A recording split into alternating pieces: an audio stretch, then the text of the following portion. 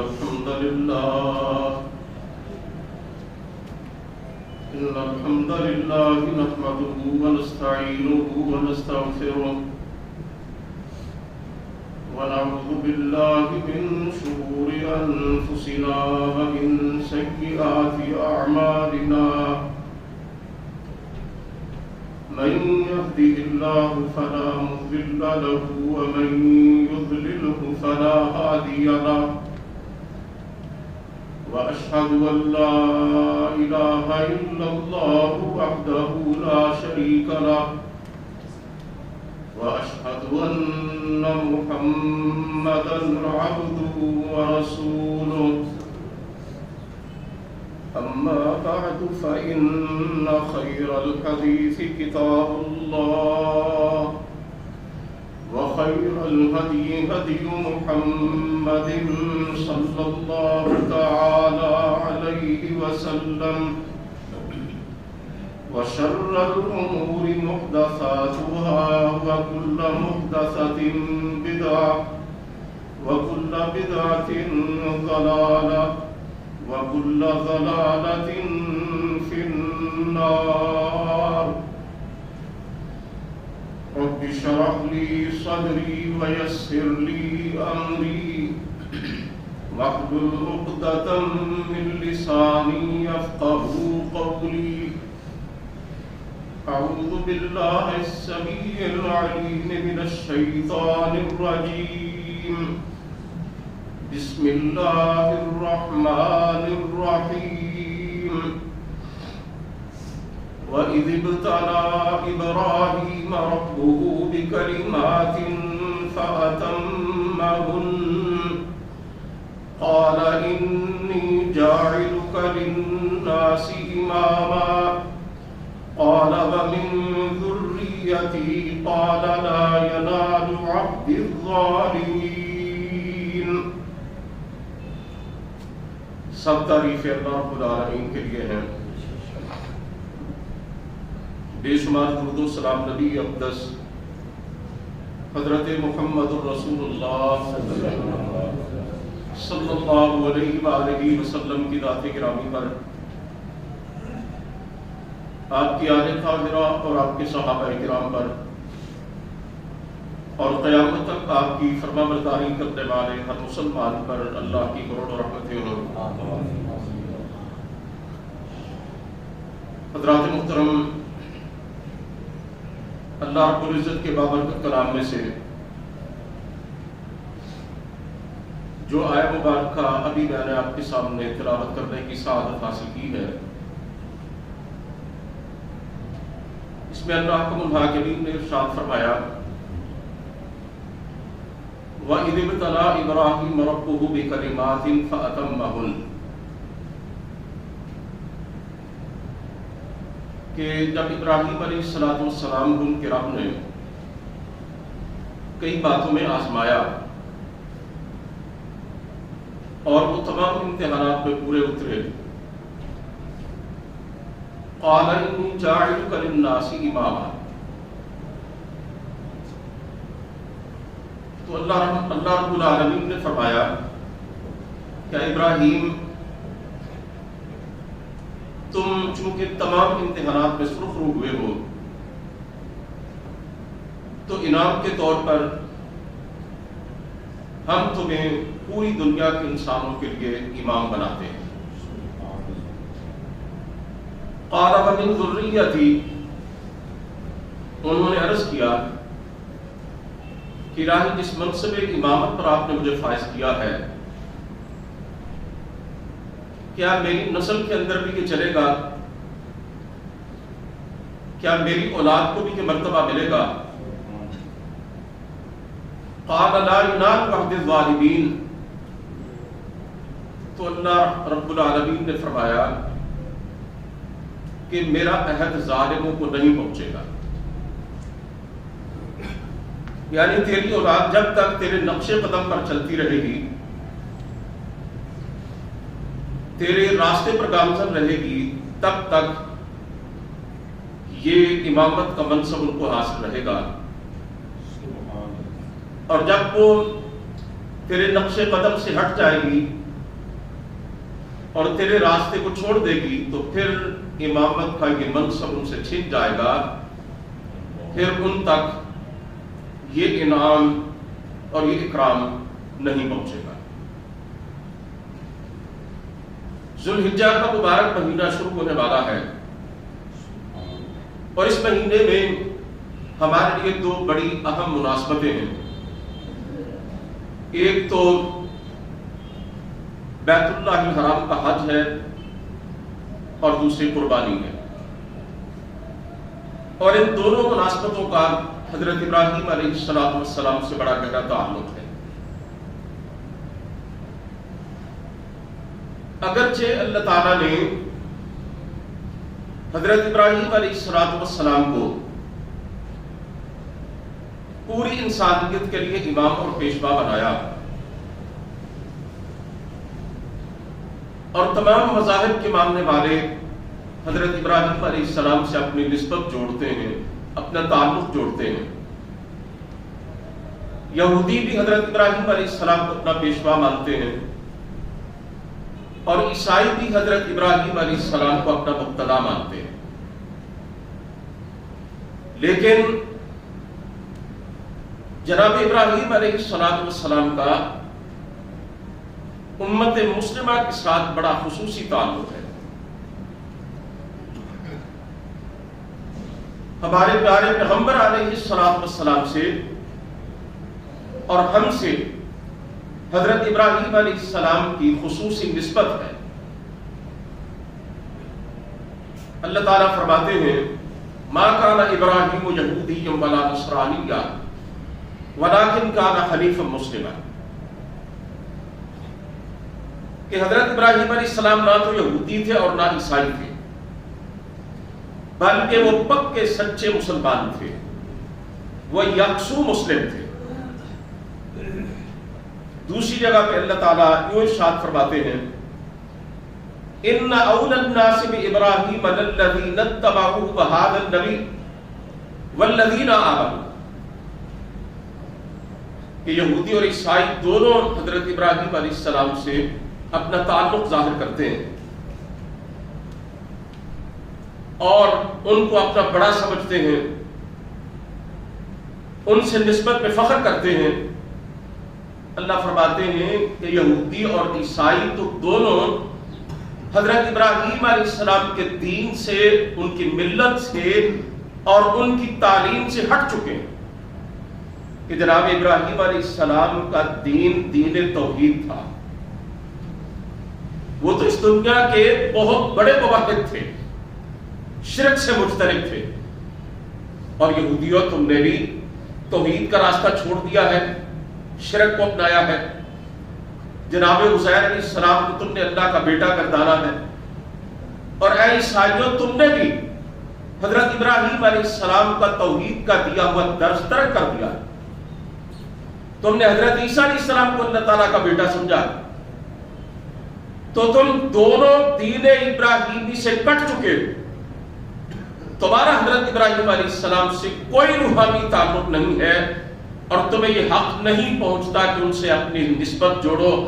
اللہ فرماتے ہیں حضرت ابراہیم علیہ السلام کے قریب تو وہ لوگ ہیں، جناب ابراہیم علیہ السلام کے ساتھ تو ان کا قلبی اور روحانی تعلق ہے جو جناب ابراہیم علیہ السلام کی پیروی کرنے والے ہیں، اور اللہ فرماتے ہیں میرے پیغمبر جناب محمد الرسول اللہ صلی اللہ علیہ وسلم کا حضرت ابراہیم علیہ السلام سے تعلق ہے، اور جو لوگ میرے نبی پر ایمان لائے ان کا حضرت ابراہیم علیہ السلام سے رشتہ ناتا ہے، ان کو ان کے ساتھ نسبت ہے کہ میرے پیارے پیغمبر علیہ السلام بھی توحید کی دعوت دینے والے، آپ کی امت بھی توحید کو ماننے والی، جو لوگ بھی آپ پر ایمان لائے وہی اصل میں حضرت ابراہیم علیہ السلام کی دین اور توحید کے سبب کے وارث ہیں۔ میرے بھائیوں، حضرت ابراہیم علیہ السلام نے بیت اللہ الحرام کی تعمیر کی، پہلے فرشتوں نے بنایا، حضرت آدم علیہ السلام نے بنایا، اس بحث سے قطع نظر جب بیت اللہ کے نشانات مٹ گئے تو اللہ تعالیٰ نے حضرت ابراہیم علیہ السلام کو اس خدمت پر معمور فرمایا کہ وہ بیت اللہ الحرام کی بنیادوں کو استوار کریں۔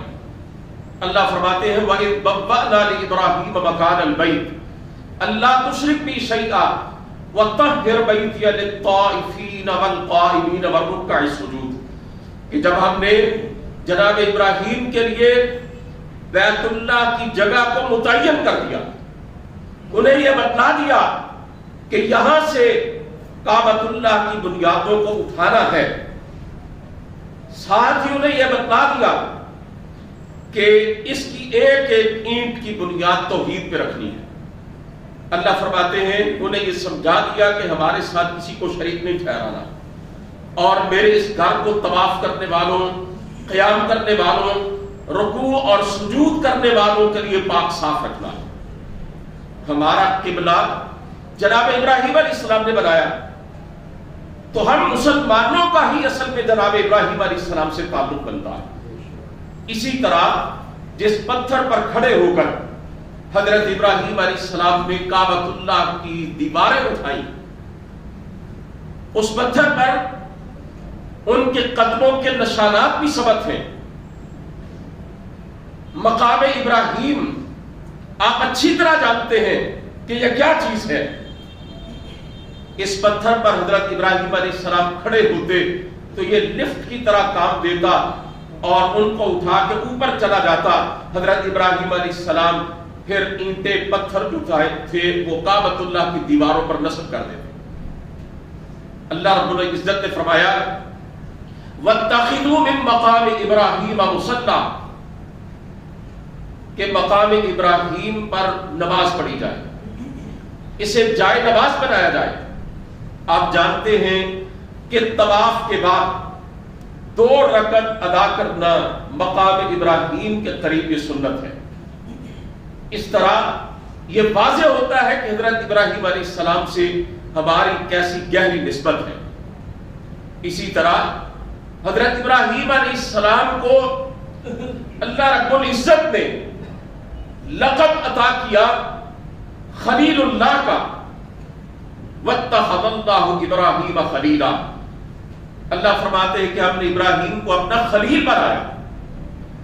خلیل عربی میں اگرچہ دوست کے معنوں میں آتا ہے، اور عربی میں دوست کے لیے بہت سے الفاظ ہیں، لیکن خلیل کے لفظ کے اندر دوستی اور محبت کا سب سے اعلیٰ درجہ پایا جاتا ہے۔ یعنی جو سب سے محبوب دوست ہوتا ہے، سب سے قریبی دوست ہوتا ہے، جو دلی دوست ہوتا ہے، اور جس کے لیے سب سے زیادہ محبت دل میں پائی جاتی ہے، اس کو عربی میں خلیل کہا جاتا ہے۔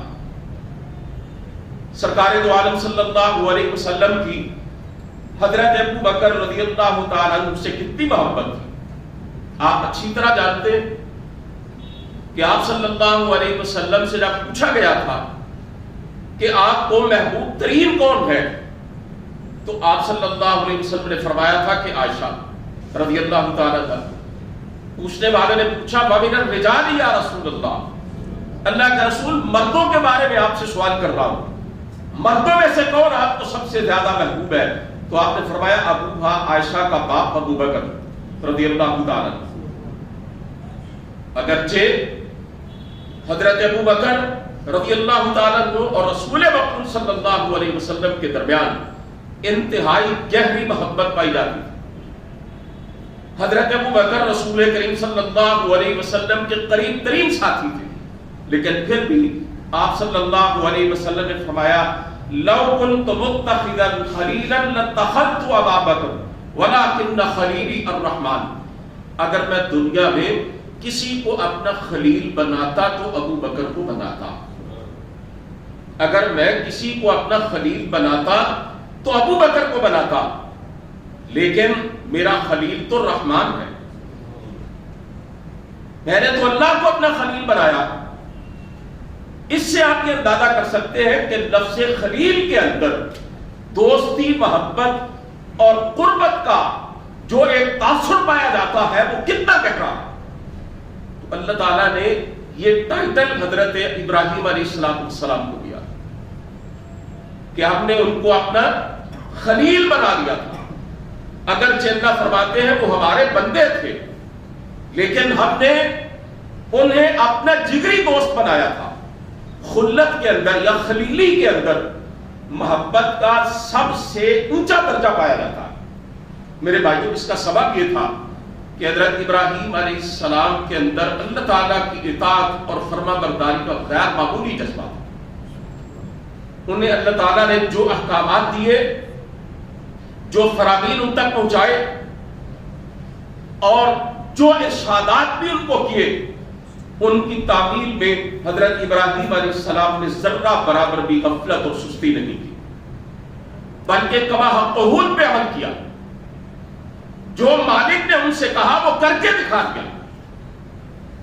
اللہ تعالیٰ فرماتے ہیں وَمَن يَرْغَبُ عَن مِّلَّةِ إِبْرَاهِيمَ إِلَّا مَن سَفِهَ نَفْسَهُ وَلَقَدِ اصْطَفَيْنَاهُ فِي الدُّنْيَا وَإِنَّهُ فِي الْآخِرَةِ لَمِنَ الصَّالِحِينَ.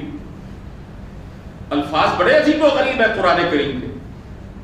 اللہ ارشاد فرما رہے ہیں کہ حضرت ابراہیم علیہ السلام کی ملت سے، حضرت ابراہیم علیہ السلام کے طریقے سے صرف وہی شخص انحراف کر سکتا ہے جو بے وقوف اور احمق ہے،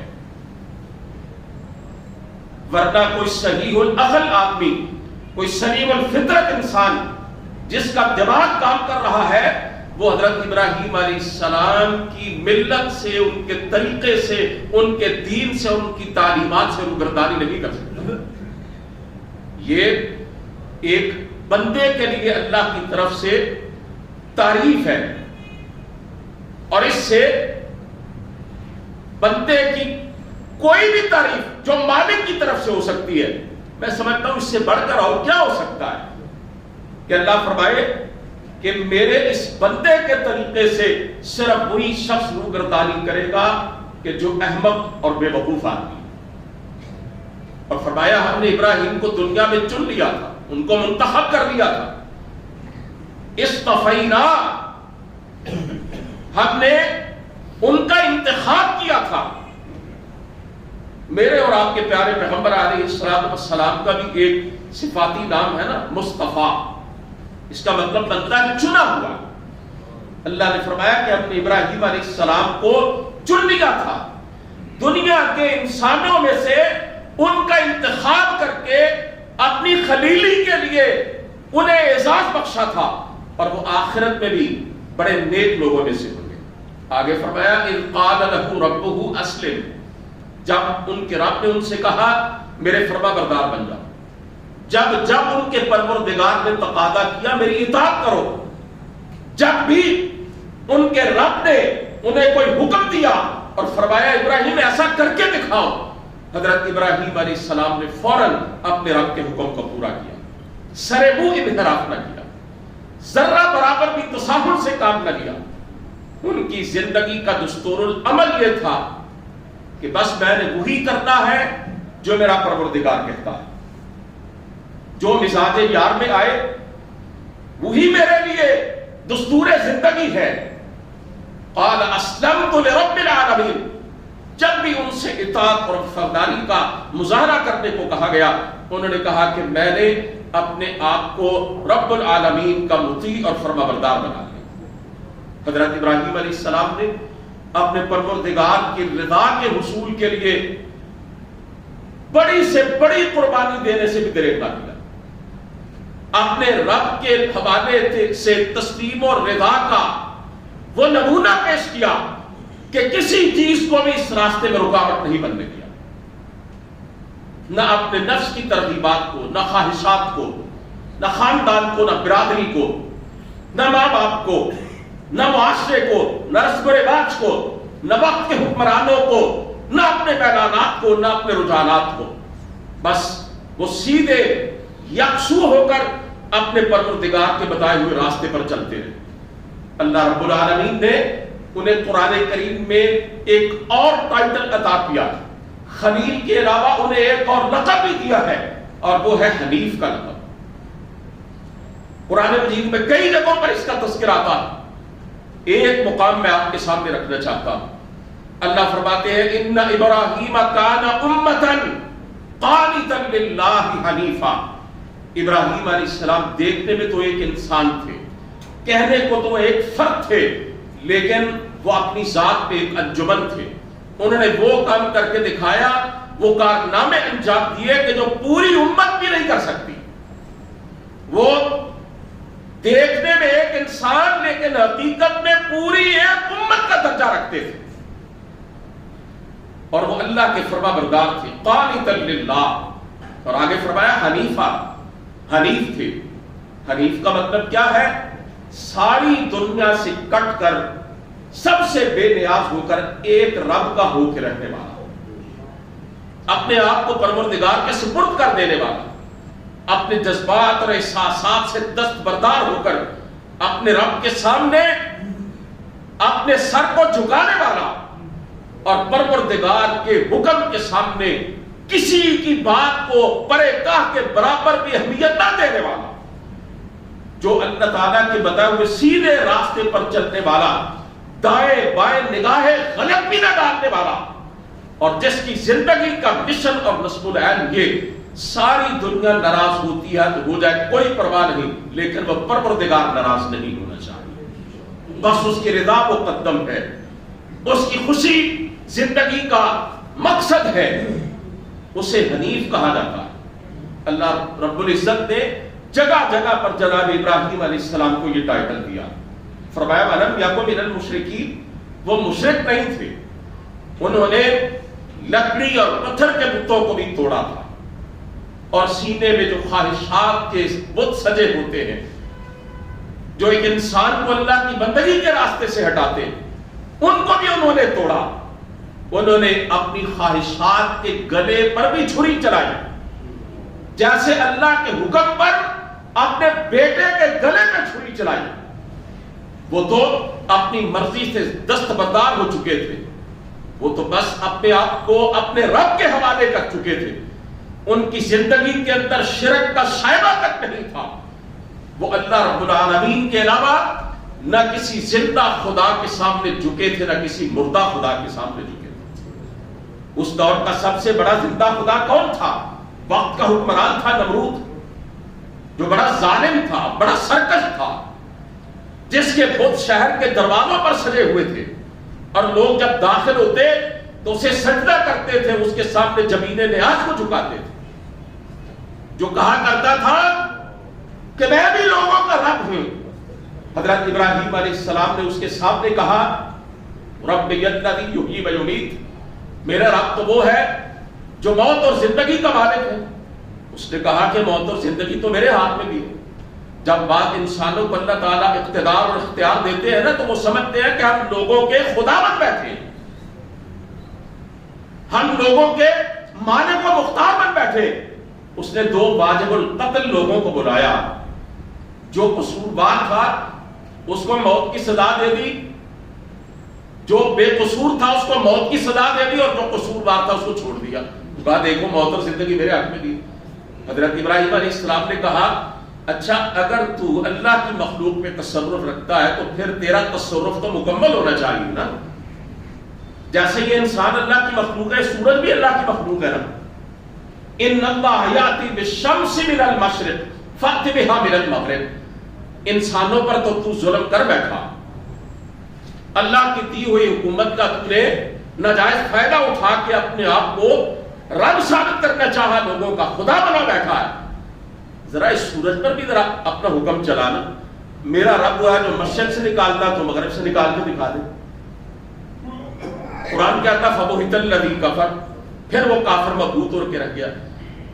سرکار دو عالم صلی اللہ علیہ وسلم نے کیا ارشاد فرمایا, افضل الجہاد کلمۃ حق عند سلطان جائر. بہترین جہاد ظالم اور جابر حکمران کے سامنے کلمہ حق کہنا ہے. اور یہ کلمہ حق کہا حضرت ابراہیم علیہ السلام نے اس وقت کی دنیا کے سب سے بڑے ظالم اور جابر حکمران کے سامنے. یہ جو مردہ خدا ہے نا, ان کی مذمت کرنا بڑا آسان ہے. قبروں کے سامنے نہیں جھکنا, مردوں کو سجدہ نہیں کرنا, مزاروں کا طواف نہیں کرنا, یہ جو فوت شدگان ہیں ان سے دعائیں نہیں کرنی, کسی دربار پہ جا کے چڑھاوا نہیں چڑھانا. یہ باتیں کہنا اور ان پہ عمل کرنا بڑا آسان ہے, لیکن جب طاغوت سامنے کھڑا ہو, جب کوئی زندہ خدا سامنے کھڑا ہو اور وہ اپنی تمام تر قہر سامانیوں کے ساتھ موجود ہو اور یہ کہے میری بات مانو، رب کی بات چھوڑو، میرے سامنے سر کو جھکاؤ ورنہ تمہاری جان بھی لے لوں گا، تمہیں تڑپا کے رکھ دوں گا، اس وقت پتا چلتا ہے بندہ کتنا توحید پرست ہے، تب پتا چلتا ہے یہ شرک سے کتنا مجتنب ہے۔ حضرت ابراہیم علیہ السلام نے اپنے دور کے مردہ خداؤں کو اپنے کلہاڑے کے ذریعے نیست و نابود کیا، سب کو توڑ پھوڑ کے رکھ دیا، قرآن نے پورا واقعہ بیان کیا۔ اور پھر جو زندہ خدا تھا نا جی، طاغوت تھا زندہ ان کے سامنے نمرود کی صورت میں، اس کی خدائی کا بھی پرچے اڑا کے رکھ دیے تھے۔ پھر اس نے کیا کہا تھا؟ ہر رخو اس کو جلا دو۔ حضرت ابراہیم علیہ السلام نے کہا کوئی بات نہیں، میرے رب نے یہ جان دی ہے، اس کے لیے لگ جائے تو اس سے زیادہ نفع کا سودا کیا ہے۔ دہتی ہوئی آگ میں کود گئے اور اتنا توکل، اتنا یقین، فرشتے نے آ کے کہا آپ حکم دیجئے، اللہ تعالیٰ نے ہمیں آپ کی خدمت کے لیے بھیجا ہے۔ بارش کا فرشتہ موجود ہے، جبریل نے کہا کہ یہ کہتا حکم دے بادلوں کو برسا کے آگ کو ٹھنڈا کر دیتا ہوں۔ جبریل نے کہا پر مار کے اس آگ کو بجھا دیتا ہوں، ان ظالموں پہ الٹ دیتا ہوں۔ جناب ابراہیم علیہ السلام نے کہا جس رب کی خاطر میرے ساتھ یہ سب کچھ ہو رہا ہے، کیا وہ میرے حال کو دیکھ رہا ہے یا نہیں دیکھ رہا؟ کہا وہ دیکھ تو رہا ہے۔ تو کہا میری مدد وہ خود ہی کر دے گا، اگرچہ فرشتوں کی مدد بھی قبول کرتے حضرت ابراہیم تو کس کی طرف سے ہوتی؟ وہ اللہ کی طرف سے ہی مدد کی نا، لیکن براہ راست حضرت ابراہیم علیہ السلام نے اپنے ڈورے ڈالے اپنے رب پر۔ پھر اللہ تعالیٰ نے فرشتوں سے بھی نہیں کہا، پھر ڈائریکٹ آپ سے کہا یا نار کونی بردم و سلاما علی ابراہیم، اے آج ابراہیم پہ ٹھنڈی بن جا، اور اتنی ٹھنڈی بھی نہیں کہ میرے ابراہیم کے لیے ناخوشگوار بن جائے، فرمایا ٹھنڈی اور سلامتی والی بن جا، جیسے آپ اس وقت ایئر کنڈیشن مسجد کے حال میں بیٹھے ہیں اور گرمی نہیں محسوس ہو رہی، آپ بڑی راحت محسوس کر رہے ہیں، اس سے بھی زیادہ کہیں سکون حضرت ابراہیم کو آتش نمرود کے اندر تھا۔ اور حضرت اقبال نے اس پر بڑا پیارا جملہ کہا ہے، وہ کہتے ہیں آج بھی ہو جو براہیم کا ایمان پیدا، آگ کر سکتی ہے انداز گلستان پیدا۔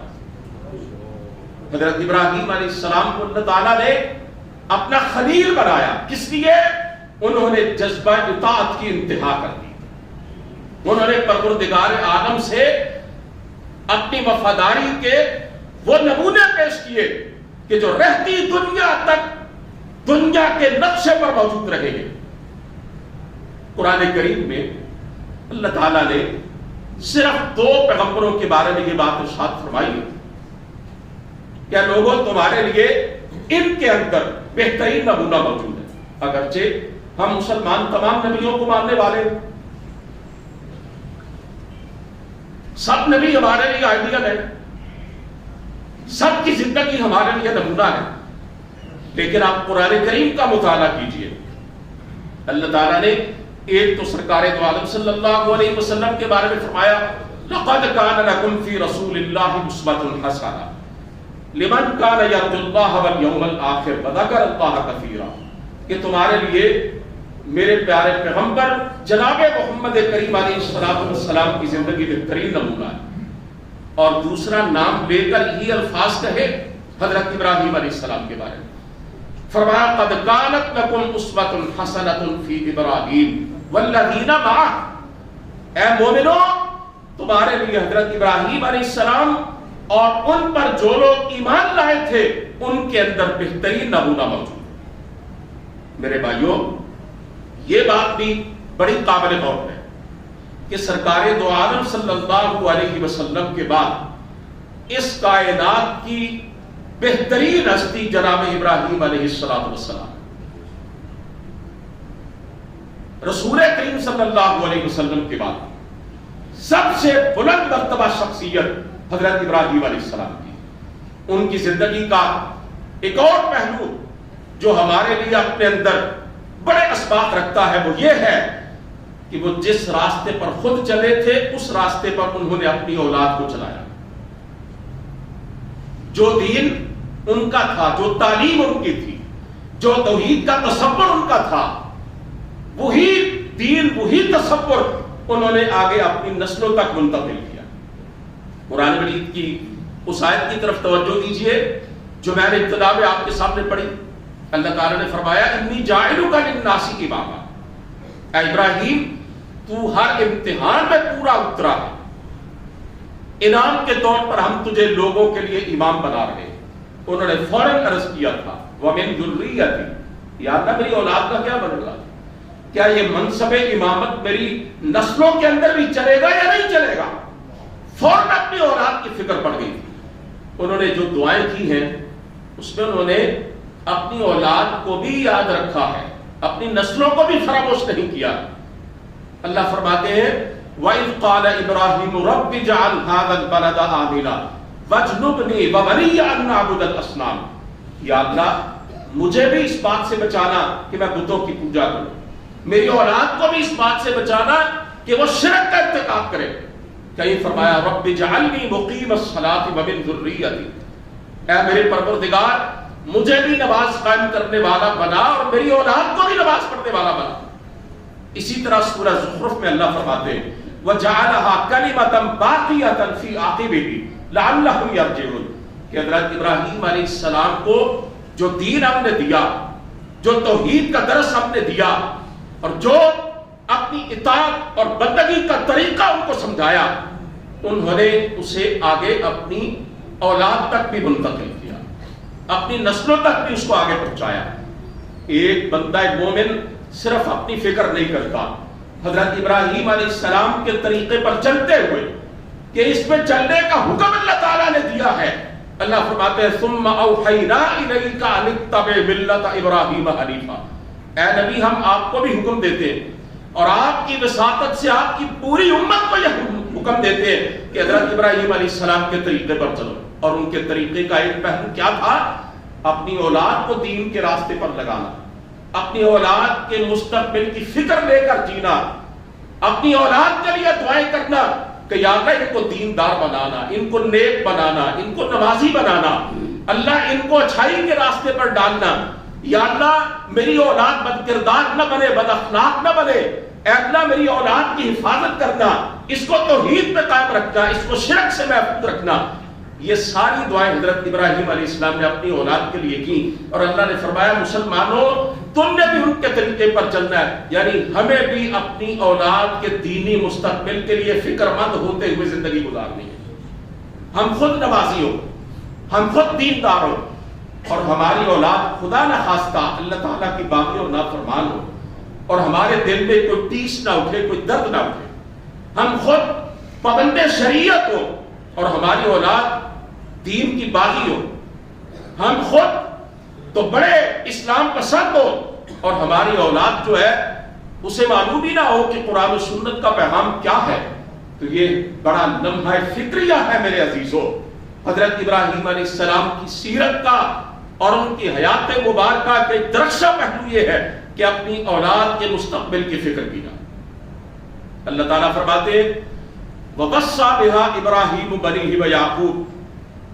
حضرت ابراہیم علیہ السلام نے توحید کی وصیت کی، اللہ رب العالمین کی بندگی اور اطاعت کی تاکید کی اپنی اولاد کو، اور پھر ان کی اولاد نے آگے اپنی اولاد کو.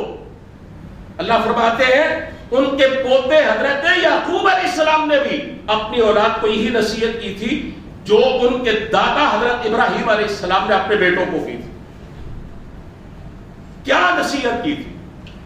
حضرت یعقوب علیہ السلام دنیا سے جا رہے ہیں، جناب ابراہیم علیہ السلام کے پوتے، اور کیا کہتے ہیں اپنی اولاد کو، اپنے بیٹوں کو جمع کر ام کنتم شہداء اذ حضر یعقوب الموت اذ قال لبنیہ ما تعبدون من بعدی.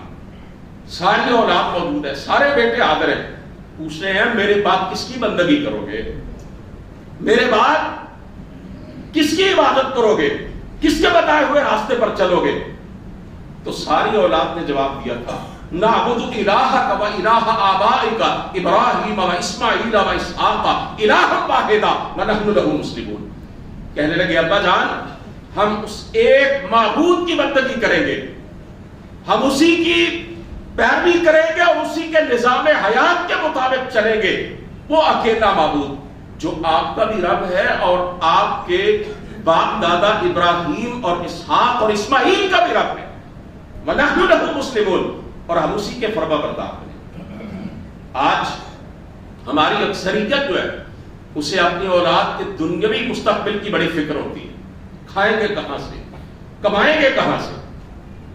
بیٹا پڑھائی میں سستی کرے نا تو جوتا لے کے پیچھے چڑھ جاتے ہیں، اور کیا کرے گا تو بڑا ہوگا، محنت سے نہیں پڑھے گا، کوئی ڈھنگ کی نوکری نہیں ملے گی۔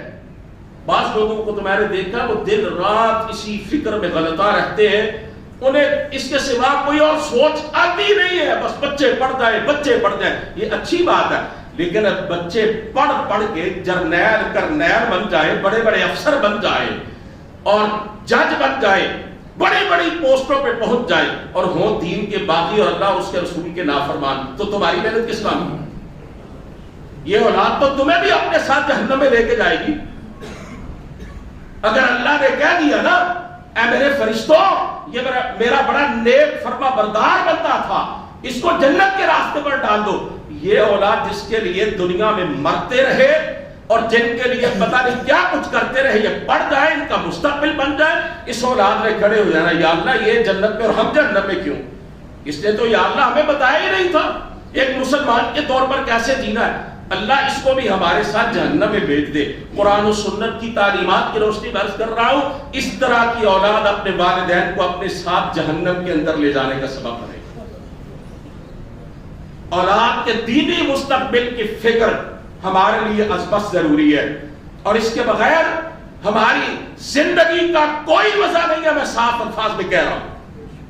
اسی طرح میرے عزیزوں، حضرت ابراہیم علیہ السلام انسانیت کے لیے ہمدردی کا جذبہ رکھتے تھے۔ اللہ تعالیٰ کا جو نبی ہوتا ہے نا، اس کا دل انسانیت کی غمخواری اور ہمدردی کے گہرے جذبے سے لبریز ہوتا ہے۔ حضرت ابراہیم علیہ السلام کے پاس فرشتے آئے انسانی شکل و صورت میں، اور آنے کا مقصد ان کا یہ تھا کہ ان کو بڑھاپے میں بیٹے کی بشارت دیں، اور دوسرا یہ کہ حضرت لوط علیہ السلام کی قوم پر اللہ تعالیٰ کی طرف سے عذاب مسلط کرے۔ حضرت ابراہیم علیہ السلام کو بیٹے کی بشارت دی گئی، خوش ہوئے، لیکن جب پتا چلا نا کہ جناب لوط علیہ السلام کی قوم پر عذاب بھی یہ فرشتے لے کے آئے تھے تو انہیں بڑا دکھ ہوا۔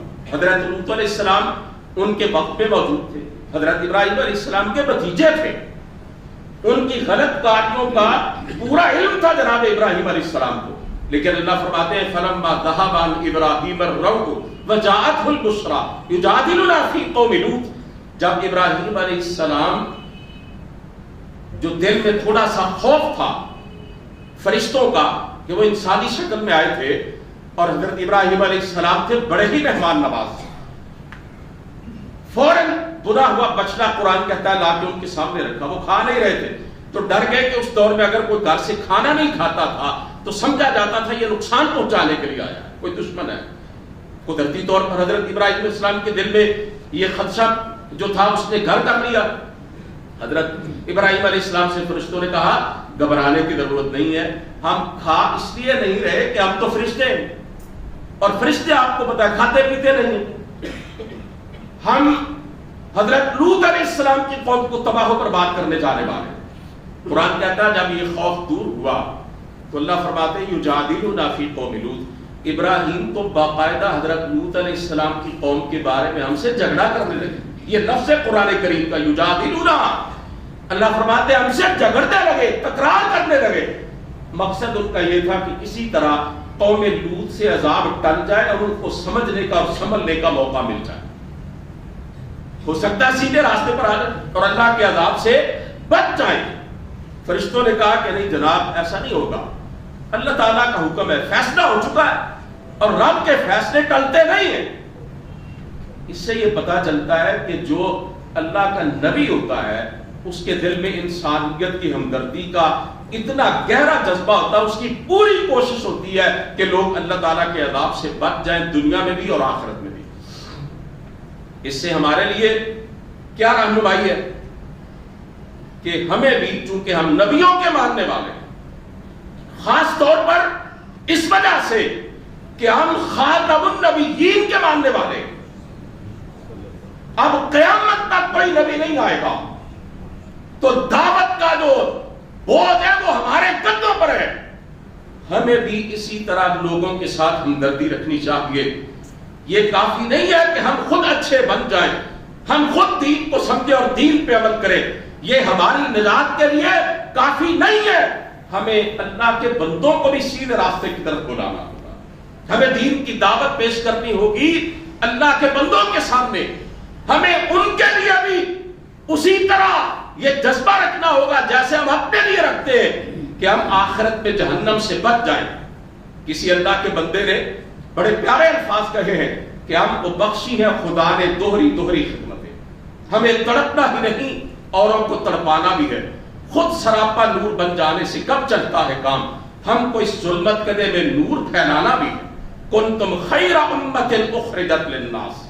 اللہ فرماتے ہیں او میرے نبی کے ماننے والوں, او مسلمانوں, تم بہترین امت ہو. ہم نے تمہیں صرف اپنے لیے نہیں بلکہ پوری دنیا کے انسانوں کی رہنمائی کے لیے کھڑا کیا. اخرجت للناس, تمہیں لوگوں کی بھلائی کے لیے ہم نے بابا کیا. تو اب قیامت کی دیواروں تک نبیوں والا جو مشن ہے نا جی, پیغمبرانہ مشن, وہ امت مسلمہ کے کندھوں پر آن پڑا ہے.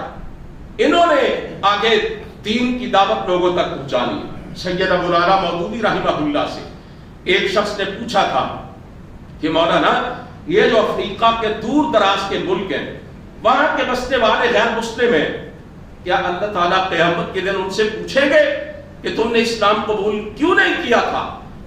مولانا نے فرمایا مجھے یہ تو نہیں معلوم, اللہ ان سے پوچھیں گے یا نہیں پوچھیں گے, لیکن اتنا جانتا ہوں اللہ مجھ سے اور تم سے ضرور یہ پوچھیں گے کہ تم نے ان تک میرے دین کی دعوت پہنچائی تھی یا نہیں پہنچائی تھی. یہ تو غیروں کے لیے نبیوں کی طرف ہے, اور یہی طرف ہم مسلمانوں کو جو ہے وہ قیامت تک کے لیے اللہ نے دی ہے. ہم دوسروں تک دین کی دعوت پہنچانا تو کیا, ہم تو اپنے گھر والوں تک دین کی دعوت نہیں پہنچاتے. ہم تو اپنے خاندان کے اندر اللہ تعالیٰ کی دین کی دعوت نہیں دیتے. ہمیں تو اس سے غرض ہی کوئی نہیں ہے. بے شمار مسلمان ہیں جو خود بھی صراط مستقیم سے ہٹے ہوئے اور انہیں کبھی یہ خیال بھی نہیں گزرتا کہ ہم مسلمان ہیں اور ہماری کیا ذمہ داری. اور جو پابند شریعت ہیں, جو نمازی ہیں, جو پرہیزگار ہیں, جو بڑا اپنے آپ کو دین کا ٹھیکیدار سمجھتے ہیں, ان میں سے بھی کتنے ہی ایسے ہیں جنہیں اپنے گرد و پیش میں اللہ رب العالمین کے دیے ہوئے نظام حیات کی دھجیاں اڑتے ہوئے وہ دیکھتے ہیں, لیکن ان کے کان پہ جوں تک نہیں رکھتی. اللہ کی بغاوتیں دیکھتے ہیں, برائی کو ننگا ناچتے ہوئے دیکھتے ہیں, لیکن ان کے دل میں کبھی یہ خیال نہیں آتا کہ تأمرون بالمعروف وتنہون عن المنکر. ہم تو اللہ تعالیٰ کے دین کے سپاہی ہیں, نیکی کی اشاعت اور برائی کا خاتمہ یہ تو اللہ تعالیٰ نے ہمارے ذمہ کام لگایا ہے, ہم نے کرنا ہے. اختصار کے ساتھ یہ عرض کرنا چاہتا ہوں, حضرت ابراہیم علیہ السلام کا ہم سے اور ہمارے پیارے پیغمبر علیہ السلام سے بڑا گہرا تعلق. امت مسلمہ بھی حضرت ابراہیم علیہ السلام کی دعا کا مظہر ہے, اور اس امت کے پیغمبر بھی سرکار دو عالم صلی اللہ علیہ وسلم حضرت ابراہیم علیہ السلام کی دعا کا مظہر. جب بیت اللہ کی دیواریں اٹھا رہے تھے جناب ابراہیم علیہ السلام اور ان کے لخت جگر جناب اسماعیل علیہ السلام, تو انہوں نے جو اس وقت دعائیں کی تھی ان میں سے ایک دعا یہ تھی, ربنا وجعلنا مسلمین لک ومن ذریتنا امة مسلمة لک. یا اللہ ہم دونوں کا اپنا فرما بردار بنا اور ہماری اولاد میں سے ایک جماعت پیدا فرما جو تیری فرما بردار. ومن ذریتنا امة مسلمة لک, امت مسلمہ کے لیے دعا. اور پھر ایک اور دعا تھی, ربنا وابعث فیہم رسولا منہم یتلو علیہم آیاتک وَيُعَلِّمُهُمُ الْكِتَابَ وَالْحِکْمَةَ وَيُزَکِّیہم. یا اللہ ان میں انہی میں سے ایک رسول بھیج دے جو ان کے سامنے تیری آیتیں پڑھے, انہیں کتاب و حکمت کی تعلیم دے, ان کا تزکیہ کرے, ان کے باطن کی صفائی کرے. یہ دعا تھی سرکار دو عالم صلی اللہ علیہ وسلم کے بارے میں. اور ایک بات بڑی خصوصیت کے ساتھ حضرت ابراہیم علیہ السلام کے حوالے سے بڑی اہم بات, اللہ تعالیٰ نے ان کو ایک اور اعزاز یہ دیا تھا کہ حضرت ابراہیم علیہ السلام کی ذریت کے اندر اور ان کی نسل کے اندر اللہ تعالیٰ نے نبوت اور رسالت کو محصور کر دیا تھا۔ ان کے بعد جتنے بھی نبی آئے تھے وہ سارے کے سارے حضرت ابراہیم علیہ السلام کی اولاد میں سے آئے تھے۔ آپ اندازہ کریں، آپ صلی اللہ علیہ وسلم سے پوچھا گیا تھا من اکرم الناس، اللہ کے رسول پوری دنیا کے انسانوں میں سے زیادہ باعث عزت و شرف کون ہے؟ آپ نے فرمایا تھا یوسف، حضرت یوسف علیہ السلام، نبی اللہ، ابن نبی اللہ، ابن نبی اللہ، ابن ابراہیم، حضرت یوسف علیہ السلام۔ انہیں بڑا خصوصی اعزاز، بڑا خصوصی شرف اللہ نے دیا تھا۔ فرمایا خود بھی نبی، ان کے باپ بھی نبی، ان کے دادا بھی نبی، اور ان کے پردادا اللہ کے خلیل حضرت یوسف علیہ السلام اللہ کے پیغمبر، ان کے باپ حضرت یعقوب علیہ السلام اللہ کے نبی، آگے ان کے باپ حضرت اسحاق اللہ کے نبی، پھر ان کے باپ جد الانبیاء حضرت ابراہیم علیہ السلام اللہ کے خلیل۔ سارے نبی حضرت عیسیٰ علیہ السلام تک ان کی نسل میں سے آئے، اور جو آخری نبی تھے، جو خلاصہ کائنات، رحمت للعالمین، امام الانبیاء، خاتم المعصومین، پوری کائنات کے تاجدار، میرے اور آپ کے پیارے پیغمبر حضرت محمد رسول اللہ صلی اللہ علیہ وسلم، آپ بھی حضرت ابراہیم علیہ السلام کی نسل میں سے تھے۔ ان کے بیٹے حضرت اسماعیل علیہ السلام، جن کی قربانی کی یادگار چند دن کے بعد ہم منانے جا رہے ہیں اور جن کی سنت کو تازہ کرنے جا رہے ہیں، حضرت اسماعیل علیہ السلام کی نسل میں سے اللہ تعالیٰ نے وہ ہیرا عطا فرمایا کہ جو قیامت تک جگمگاتا رہے۔ اللہ تعالیٰ نے ختم نبوت اور رسالت کا جو اعزاز رکھا وہ بھی حضرت ابراہیم علیہ السلام کی اولاد اور نسل کے اندر رکھا۔